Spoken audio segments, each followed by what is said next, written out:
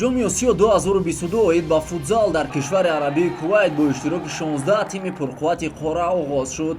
дар рӯзи аввали рақобатҳо тими мунтахаби футзали Тоҷикистон таҳти роҳбарии мутахассиси тоҷик Пайрав Воҳидов бозии аввали худро дар ҷоми осиё дар гурӯҳи Б баргузор намуд. рақиби миллипӯшони тоҷик дар ин давр якачини футзали Баҳрайн ба ҳисоб мерафт. дидори дастаҳо дар маҷмӯаи варзишии Саъд Абдуллои Кувайт доир гардида бо ҳисоби 3-4 ба суди мунтахаби Тоҷикистон ба анҷом расид.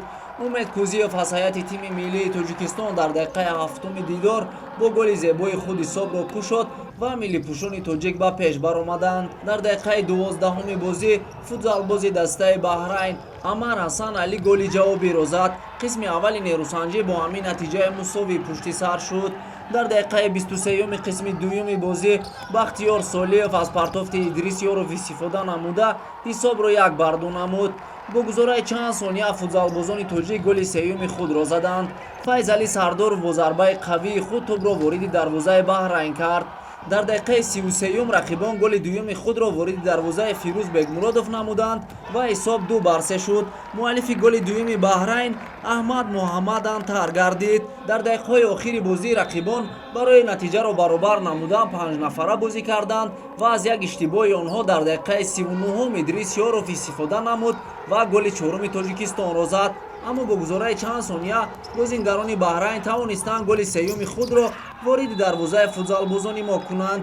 бо ҳамин натиҷаи 3-4 дидори дастаҳои Баҳрайн ва Тоҷикистон дар бозии аввали даври гурӯҳии ҷоми осиё 2022 оид ба футзал ба суди шогирдони Пайрав Воҳидов ба анҷом расид. ҳамин тариқ дастаи мунтахаби Тоҷикистон дар як бозии бисёр мушкил тавонист соҳиби 3 хол гардад. дар бозии дуюми марҳилаи гурӯҳии ҷоми осиё 2022 ки санаи 29 сентябр доир мегардад, футзалбозони тоҷик бо ҳамтоёни худ аз Узбекистон вориди рақобат хоҳанд шуд.